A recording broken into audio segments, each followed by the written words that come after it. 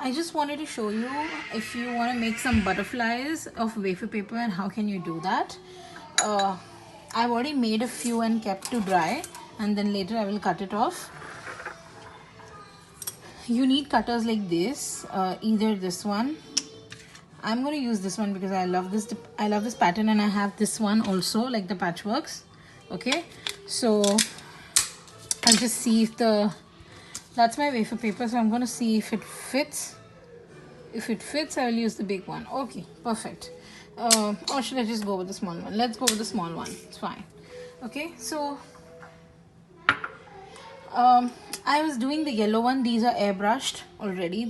So when you want to color some butterfly, either you can use a petal dust if you're doing dual shades. I wanted just one shade, so I just airbrushed the wafer paper first. Okay, and then I'm doing this, so that's why the water is a bit yellow. Okay, so I'm going to use the same one. This is just a demo. Okay, take a little water, very lightly.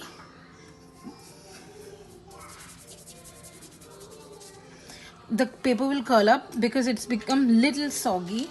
Now immediately you have to place the pattern of the butterfly on it, and with your palms just press it hard.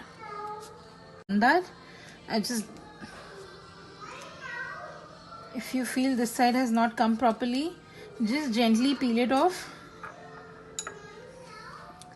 Little water so that it makes it a bit soggy, so that it takes up the impressions.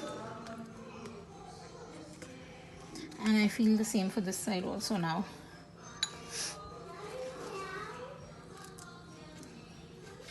That's it.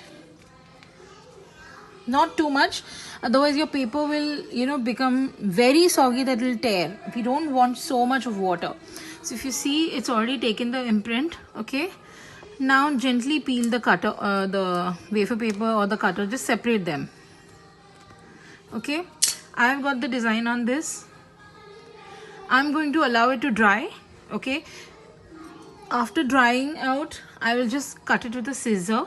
Okay, and these lines I will do with the edible pen, or I will just paint a little gel on the same thing and stamp it back. So I'll just get my butterfly.